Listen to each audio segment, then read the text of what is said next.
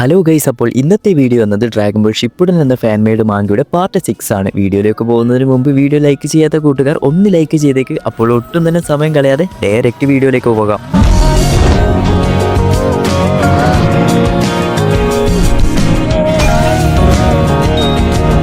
കഴിഞ്ഞ പാർട്ടിന്റെ അവസാനം നമ്മുടെ നെറൂട്ടോ സാസുകയെ പറ്റി അവൻ വില്ലനല്ല, ആരൊക്കെ എന്തൊക്കെ അവനെ പറ്റി മോശമായി പറഞ്ഞാലും ഞാൻ അവനെ വിട്ടുകൊടുക്കുകയില്ല തുടങ്ങിയ കാര്യങ്ങളൊക്കെയാണ് പറഞ്ഞത്. അത് കഴിഞ്ഞ് ഇവിടെ ഇറ്റാച്ചി ആദ്യം തന്നെ കിസാമെ എന്ന് പറഞ്ഞ് ഷുറിക്കൻസ് ഒക്കെ നമ്മുടെ ജിറായുടെ നേരെ എറിയും. എന്നാൽ നമ്മുടെ ജിറായ ഇതിൽ നിന്നൊക്കെ എസ്കേപ്പ് ആവുന്ന സമയത്ത് പതിയെ ഇവിടെ മിസ്റ്റ് ഫോം ആവാൻ വേണ്ടി തുടങ്ങും. അപ്പോഴാണ് നമ്മുടെ കിസാമെ ഇവിടെ മുഴുവനായി മിസ്റ്റ് ക്രിയേറ്റ് ചെയ്യാൻ വേണ്ടി തുടങ്ങും. എന്നാൽ നമ്മുടെ ജിറായ ആണെങ്കിൽ വെറുതെ ഇരിക്കുകയില്ല, തന്റെ ആ ഒരു മുടി വെച്ച് ഒരു ഷാർപ്പായിട്ടുള്ള മുള്ളു പോലുള്ള ഒരു അറ്റാക്ക് ഇറ്റാച്ചിയുടെ നേരെ വിടുന്നു. അപ്പോഴേക്കും ഇറ്റാച്ചി ആണെങ്കിൽ പതിയെ തന്റെ കഴിഞ്ഞുപോയ കാലങ്ങളൊക്കെ ചിന്തിക്കാൻ വേണ്ടി തുടങ്ങുന്നു. അതായത് പണ്ട് ഇറ്റാച്ചി സാസുകയുടെ കൂടെ നിന്നതും തുടങ്ങിയ കാര്യങ്ങളൊക്കെ താൻ ഓർത്തെടുക്കാൻ വേണ്ടി തുടങ്ങുന്നു. അതായത് നമ്മുടെ ഇറ്റാച്ചി ആണെങ്കിൽ ഓൾമോസ്റ്റ് മരിക്കാനായി. അങ്ങനെ ആ ഒരു ജിറായുടെ അറ്റാക്ക് ഇറ്റാച്ചിക്ക് കൊണ്ടു എന്ന് വെച്ച് നിൽക്കുമ്പോഴാണ് പെട്ടെന്ന് തന്നെ ഇറ്റാച്ചിയുടെ മുന്നിൽ കിസാമെ വന്ന് നിൽക്കുന്നു. ആ ഒരു ജിറായുടെ അറ്റാക്ക് ആണെങ്കിൽ മുഴുവനായും കിസാമയുടെ മുകളിൽ കൊള്ളുകയും ചെയ്യുന്നു. അങ്ങനെ കിസാമെ ആ ഒരു മുള്ളൊക്കെ വലിച്ചെടുത്ത് ഇറ്റാച്ചിയോട് ഇമോഷണൽ ആയിട്ട് സംസാരിക്കുന്നുണ്ട്. അപ്പോഴാണ് ഈ സമയം നമ്മുടെ ബ്ലാക്ക് ജെറ്റ്സു ദൂരെ നിന്നും ഈ ഒരു ഫൈറ്റ്സ് ഒക്കെ കണ്ടുകൊണ്ടിരിക്കുന്നുണ്ടാകും.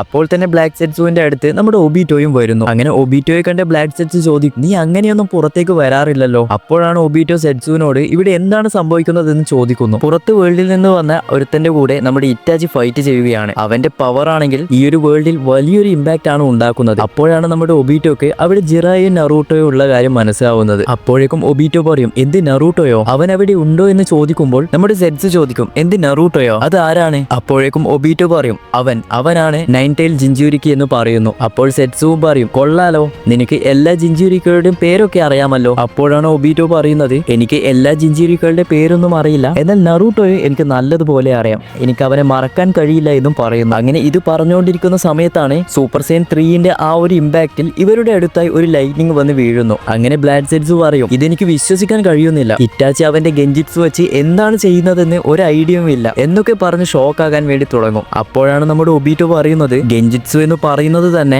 ഓപ്പണന്റിന്റെ ബ്രെയിനിന്റെ ചാക്രയിൽ ഇൻപുട്ട് കൊടുത്ത് അവൻ ആഗ്രഹിക്കുന്നത് പോലെ അവന്റെ ഡ്രീമിലേക്ക് പുറത്തു കൊണ്ടുവരികയാണ് ചെയ്യുന്നത്. എന്നാൽ ഇറ്റാച്ചി എങ്ങനെയാണ് ഇത്രയും സമയം അവനെ പിടിച്ചു നിർത്തിയതെന്ന് എനിക്കറിയില്ല. എന്നാൽ ഈ ഒരു ഫൈറ്റ് ഒരുപാട് സമയം അങ്ങനെ മുൻപോട്ട് പോകുമെന്ന് എനിക്ക് തോന്നുന്നില്ല. ഇറ്റാച്ചിയുടെ കാര്യത്തിലും ഒരു തീരുമാനം ഇപ്പോഴാകുമെന്നും പറയുന്നു. ഇതൊക്കെ കേട്ട് സെറ്റ്സു പറയും, ഓക്കെ, അങ്ങനെയാണെങ്കിൽ നിന്റെ പ്ലാൻ എന്താണെന്ന് ഒബീറ്റോയോട് ചോദിക്കും. ഒബീറ്റോ പറയും, എന്ത് പ്ലാൻ? ഇതിലൊന്നും ഒരു പ്ലാനും ഇല്ല, ഈ ഒരു കാര്യത്തിലൊന്നും ഞാൻ ഇടപെടാൻ നിൽക്കുന്നില്ല, ഇത് അവർ തന്നെ ഹാൻഡിൽ ചെയ്യുമെന്നൊക്കെ പറഞ്ഞ് ഒബീറ്റോയും ഇവിടെ നിന്ന് പോകുന്നു. അങ്ങനെ നമ്മുടെ സെറ്റ്സ് പറയും, ഇറ്റാച്ചി, നീയും സാസുകയും തമ്മിലുള്ള ഫൈറ്റ് ആണ് ഞാൻ ഒരുപാട് കാലമായിട്ട് പ്രതീക്ഷിച്ചിരുന്നത്, എന്നാൽ ഇനി അത് നടക്കുമെന്ന് തോന്നുന്നില്ല എന്നും പറഞ്ഞ് സെറ്റ്സും ഇവിടെ നിന്ന് പോകുന്നു. അങ്ങനെ ഇത് കഴിഞ്ഞ് നമ്മുടെ ഗോകുവിന്റെ ഗെഞ്ചിറ്റ്സുവിൽ നടക്കുന്ന കാര്യമാണ് ഇവിടെ കാണിക്കുന്നത്. ഗോകുവിന്റെ ഗെഞ്ചിറ്റ്സുവിൽ നോക്കിക്കഴിഞ്ഞാൽ നമ്മുടെ ഫീമെയിൽ ഗോകു ആണെങ്കിൽ അടി വാങ്ങി ഇവിടെ താഴെ കിടക്കുകയാണ്. അങ്ങനെ ഫീമെയിൽ ഗോകു പറയും, എന്തുകൊണ്ട് അവനെ എനിക്ക് ഡിഫീറ്റ് ചെയ്യാൻ സാധിക്കുന്നില്ല, ഇനി ഇത് മാത്രമാണ് ഒരേ ഒരു വഴി എന്ന് പറഞ്ഞ് അവനെ എങ്ങനെയെങ്കിലും തീർക്കണമെന്നും പറയുന്നു. ഈ സമയം നമ്മുടെ ഫീമെയിൽ ഗോകു ആണെങ്കിൽ പറന്നു വന്ന് ഗോകുവിന് നേരെ ഒരു കിക്ക് കൊടുക്കുന്നു. എന്നാൽ ഗോകു ആണെങ്കിൽ അത് ഒരു കൈ കൊണ്ട് തന്നെ തടഞ്ഞു നിർത്തുകയും ചെയ്യുന്നുണ്ട്. അത് കഴിഞ്ഞ് നമ്മുടെ ഗോകു ആണെങ്കിൽ ഒരു പവർഫുൾ ആയിട്ടുള്ള ഒരു കീ ബ്ലാസ്റ്റ് എടുത്ത് ഫീമെയിൽ ഗോകുവിന് നേരെ അറ്റാക്ക് ചെയ്യുന്നു. എന്നാൽ നമ്മുടെ ഫീമെയിൽ ഗോകുവിന് അത് തടഞ്ഞു നിർത്താൻ സാധിക്കാതെ ഫീമെയിൽ ഗോകു അതിന്റെ ഡയറക്ഷൻ എടുത്ത് മാറ്റുന്നു. അതിനുശേഷം ആ ഒരു അറ്റാക്ക് ഡയറക്റ്റ് ഒരു വില്ലേജിൽ ചെന്ന് വീഴുകയും അവിടെ വലിയൊരു ബ്ലാസ്റ്റ് ഉണ്ടാവുകയും ചെയ്യുന്നു. അതായത് ഈ ഒരു ബ്ലാസ്റ്റ് എടുത്ത് നോക്കിക്കഴിഞ്ഞാൽ ഔട്ടർ സ്പേസിൽ നിന്ന് തന്നെ കാണാൻ സാധിക്കും. അതിനുശേഷം ഇവിടെ ഔട്ടർ സ്പേസിൽ നോക്കിക്കഴിഞ്ഞാൽ ചെറിയ മരവും അതുപോലെ തന്നെ പാവകളും മരിച്ചുപോയ ഒരുപാട് ഡെഡ് ബോഡീസ് ഒക്കെ ഇവിടെ കാണിക്കുന്നു. അതായത് ചുരുക്കി പറഞ്ഞു കഴിഞ്ഞാൽ ഗോകുവിന്റെ ആ ഒരു കീ ബ്ലാസ്റ്റ് എർത്തിൽ വീണ് എർത്തിലുണ്ടായ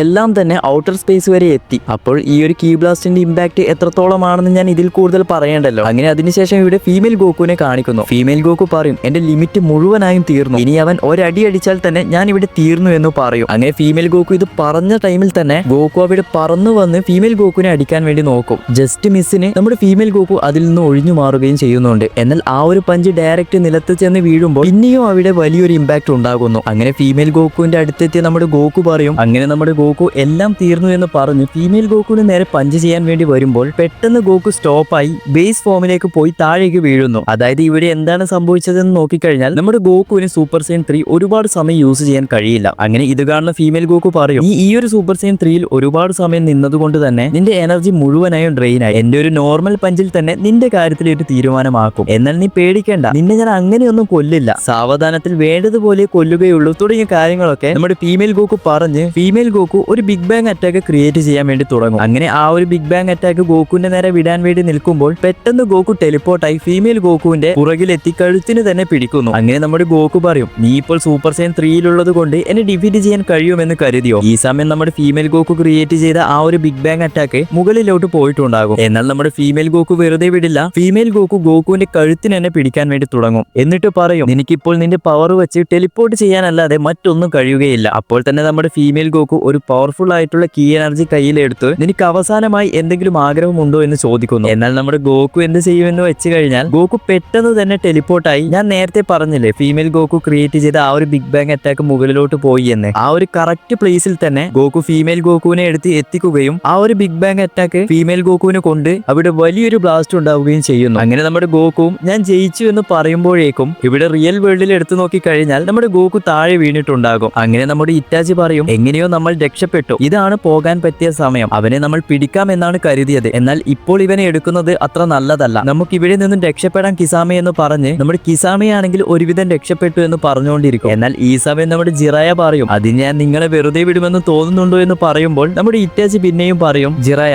നിങ്ങൾ ഓൾറെഡി എന്റെ ഗെഞ്ചിറ്റ്സുവിലാണ് ഉള്ളത്. എന്നാൽ നിങ്ങൾ എന്റെ ഗെഞ്ചിറ്റ്സുവിലാണെങ്കിലും നിങ്ങളുടെ ആ ഒരു ടോട്ട്സ് നിങ്ങളെ പുറത്തേക്ക് കൊണ്ടുവരുമെന്ന് എനിക്ക് അറിയാം. എന്നാൽ അതിൽ നിന്നും നിങ്ങൾ പുറത്തു വന്നു കഴിഞ്ഞാൽ എന്റെ അമത്തറസു ആ ഒരു സ്ക്രോളിൽ സീൽ ചെയ്യാൻ മറക്കരുത് എന്ന് പറയുന്നു. അപ്പോഴേക്കും ജിറായ പറയും, ഞാൻ എന്തിനാണ് നിന്റെ അമത്തറസു സീൽ ചെയ്ത് വെക്കുന്നത്? അപ്പോൾ ഇറ്റാച്ചി പറയും, ഒന്ന് പുറകിലോട്ട് നോക്കി എന്ന് പറയുമ്പോഴാണ് നമ്മുടെ നറൂട്ടോ ആണെങ്കിൽ അമത്തറസുൽ ഇങ്ങനെ കത്തിക്കൊണ്ടിരിക്കുകയാണ്. ഈ സമയം നമ്മുടെ ജിറായ ആണെങ്കിൽ എങ്ങനെയൊക്കെ നറൂട്ടോയെ രക്ഷപ്പെടുത്തുകയും ചെയ്യുന്നുണ്ട്. അതോടുകൂടി ഈ ഒരു പാർട്ടും ഇവിടെ അവസാനിക്കുന്നു. വീഡിയോ ഇഷ്ടപ്പെട്ട ലൈക്ക് ചെയ്യാനും ചാനൽ ഇഷ്ടപ്പെട്ട സബ്സ്ക്രൈബ് ചെയ്യാനും മറന്നു പോകരുത്. ഇനി നെക്സ്റ്റ് പാർട്ടുമായി പിന്നെ വരാം.